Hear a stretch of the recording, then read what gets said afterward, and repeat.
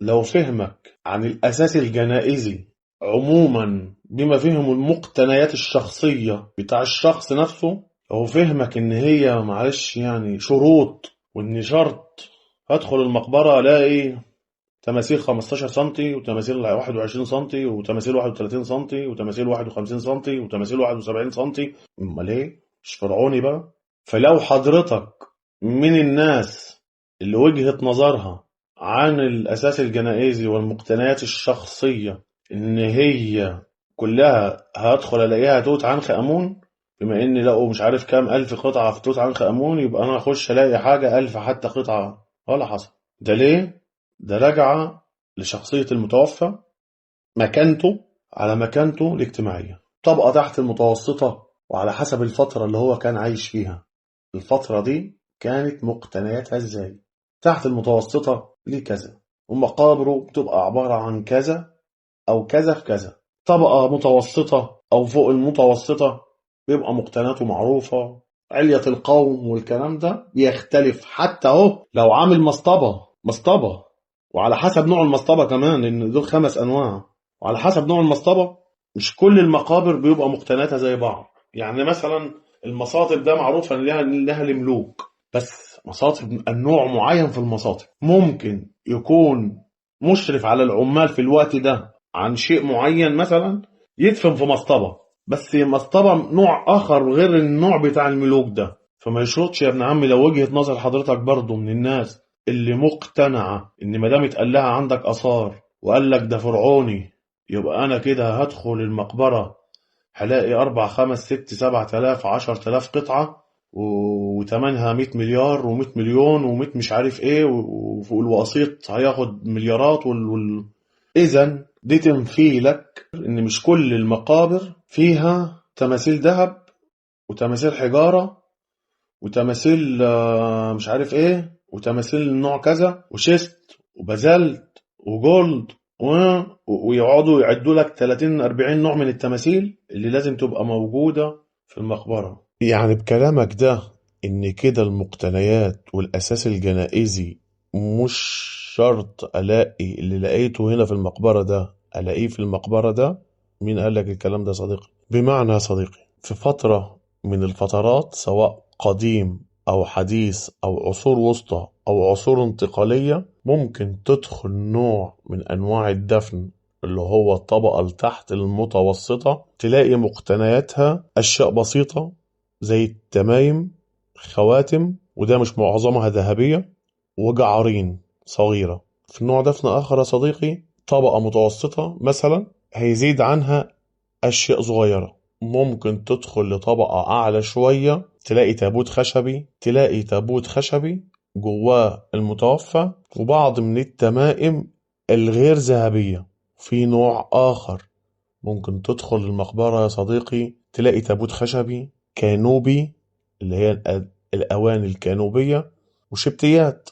وممكن تدخل نوع دفن يا صديقي ما تلاقيش غير المتوفى، مسند القدم ومسند الرأس، وكام عملة برونزية. وممكن تدخل دفن آخر على حسب شخصية المتوفى تلاقي فيها مقتنيات أو أساس جنائزي يختلف عن أي مقبرة تانية.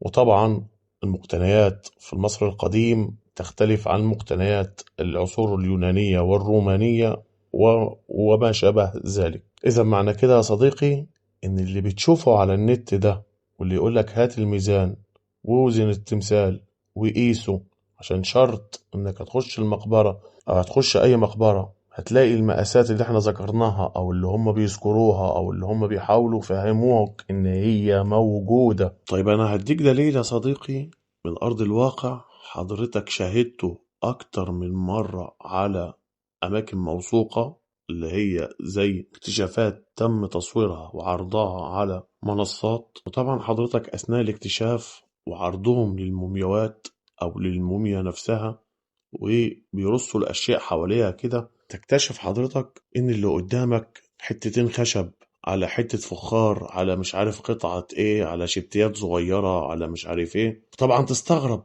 هو ده بس اللي في المقبرة؟ هو ده بس اللي في المقبرة حضرتك.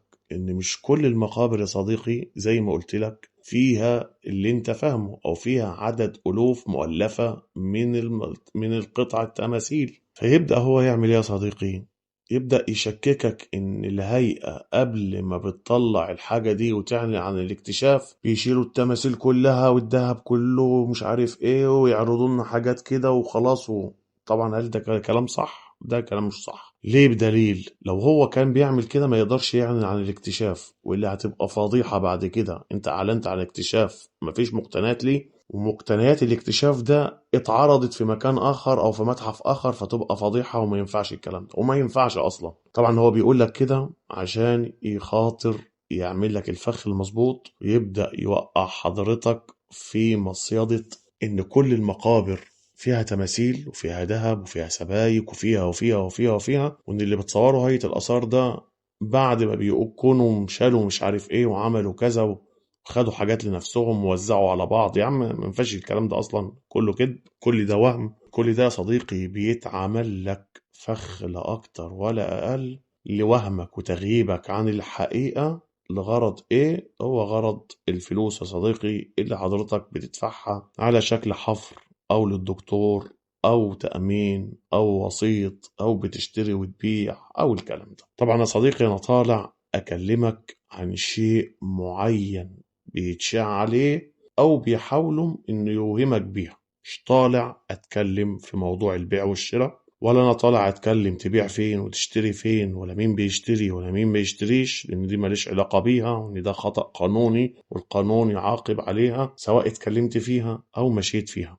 أنا يا صديقي طالع بكلمك وبنصحك وبوعيك من أشياء وهموك بيها وقالوا لك عليها حاجات مش موجودة. خلي بالك جدا من الموضوع ده، لأنك أنت أصلا من الأساس حفرت على أساس عندك مكان فرعوني، وفكرك إن المقبرة الفرعونية فيها ذهب وتماثيل وسبايك ذهب وكل حاجة ذهب، والموضوع كبير وهتنزل تلاقي أعداد من التماثيل والكلام ده. كل ده نصب، كل ده وهم يا صديقي، كل ده بيحاول يضللك بيها من أجل الفلوس اللي هيقبضها منك. نصيحة مني يا ابن عمي، ما تجريش ورا الناس ديت، وما تجريش وما تخاطرش لا بحياتك ولا بوقتك ولا بفلوسك.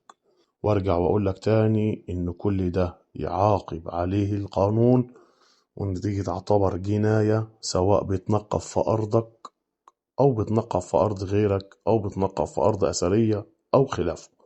لو عجبك الفيديو يا صديقي ما تنساش تشيره مع اصحابك. انا احمد سفاري، ودي صفحة زي الاشارات ما بتقول. السلام عليكم.